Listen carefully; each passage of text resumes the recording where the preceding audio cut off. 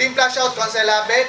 So, 0917-585-6744. So, maraming mga networkers nagtatanong sa akin, ano ba yung sistema na ginagawa ko sa grupo ko? Bakit lumalaki ng ganong kabilis? At ano ba yung sistema kung bakit karamihan ng mga directs ko kumikita talaga ng malaki? Okay? Nagtataka sila kasi tuwing may hahawakan ako, binupost ko sa Facebook yan, biglang sabog kagad yung grupo nila. Dumarating nga sa point na yung iba nagdududa na hindi naman daw totoo yun. Pero nakikita nila ngayon, umakit ng stage, nakikita nila malaking kita. Bakit? Ano ba yung sistema? Napakahalaga ng positioning sa AIM Global. So, papakita ko sa inyo kung paano ba yung sistema na ginagawa ko pag may nag-join sa akin, okay? Pag may nag-join sa akin, i-interview ko yan. Tinitignan ko kung leader type, okay? Pag leader type, pag alam ko porsigido, pag alam ko makikinig sa akin, yun yung tinututukan ko. Palagi sinasabi sa kanila, tutulungan kitang yumaman, pero isa lang ang hiling ko sa'yo.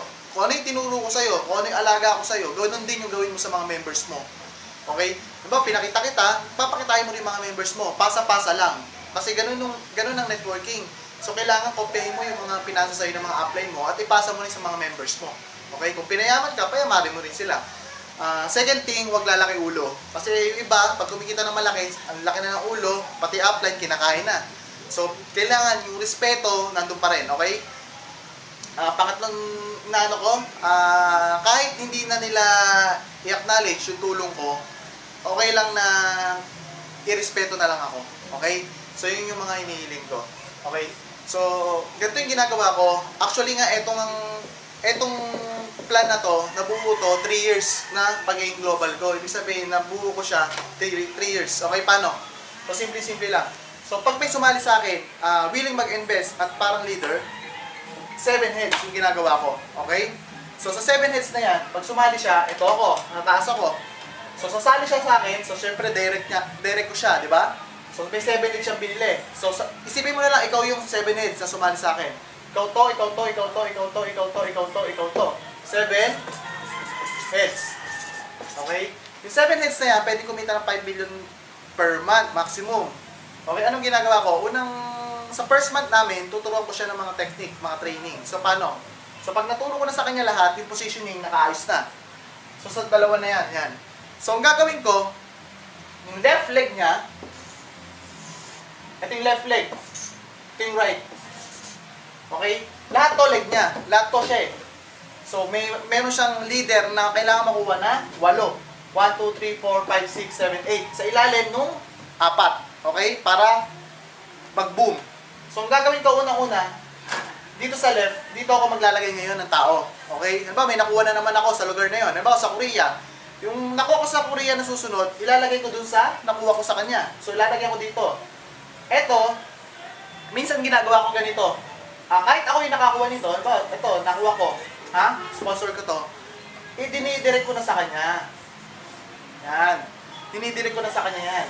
Kasi bakit? Para yung points na ipapasok nito, papasok din sa kanya. Papasok dito, papasok dito, papasok dito. So, ibig sabihin, kahit hindi ako yung kumita, kasi dapat kikita ka niya ng 500 pesos eh. Pag direct sponsor ka, kikita ka dapat ng 500. Yung 500, sinasakripisyo ko na yun. Binibigay ko na kagad yun sa leader ko. Bakit? Kasi sa long term, sa promotion na ginagawa. Kasi pag nagpasok ko sa ilalim, kung siya yung direct, dadaan sa kanya yung points. Kaya lang, pag yung direct, kinuha ko yung 500. Okay? Hindi ako nag-sacrifice ng 500. Yung points nito, tatalon, diretso lang sa akin. So, hindi makikinabang yung leader ko. So, ano gusto nyo? Makikinabang yung leader? O yung sa akin lang, puro ako lang pansarili? So, ganun yung ginagawa akong technique. Binibigay ko yung direct ko sa mga leaders na potential na deserving. So, yan. So, binigay ko yan. So, ito, lahat yan, nalagyan ko yan. Yan. So, magiging strong leg niya to. Yan. So, sa 1 month na pag-aaral ng AIM Global, siyempre, may makukuha na yan. Okay? So, mangyayari, sasabihin ko sa kanya, kung ano ginawa ko sa'yo, ganun lang din gawin mo. Okay? So, may nakuha siya. So, ilalagay niya dito sa leg niya dito. Okay? Bakit pinapalagay ko sa pinakadulo? Kasi para maganda yung, hindi ka malito sa pagpuposisyon. Kasi pag magkabilang dulo yan, okay? O, magkakaroon ng tao dito ngayon. Kasi sabihin ko dito ko muna mag-build ng leaders mo. Okay? So yung direct niya, didirect niya sa kanya, di ba? Ayan, yung leaders. Yan. So, ulitin ko, ikaw to, 7 heads, di ba? So may leader ka nakuha, si number 8. Okay? So ang gagawin mo, nakadirect dito. Para lahat ng heads mo na to, makinabang sa points na papasok dito. Okay? So, naalala mo yung ginawa ko dito sa kabila, binigay ko yung direct sa'yo, kasi gusto ko yung points nito, nung taong nakuha ko, umakyat din sa'yo. Okay? Yung points nung leader na nakuha mo, diba, si number 8, akit sa'yo yan. Eh may nakuha ka uli, isang leader mo, si L, yung leader mo. Dalawa pwede mong gawin.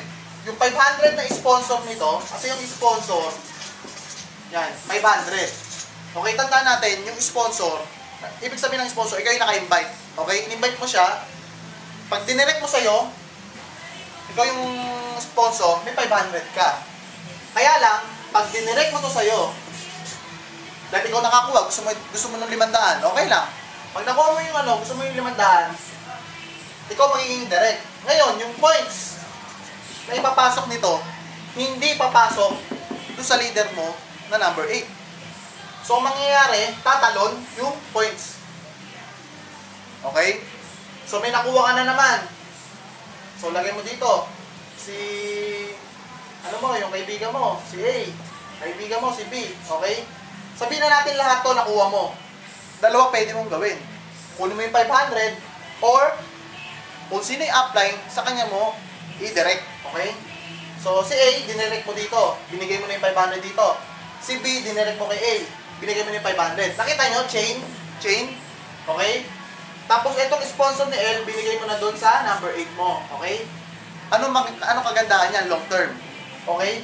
So sabihin na natin meron kang 10 members.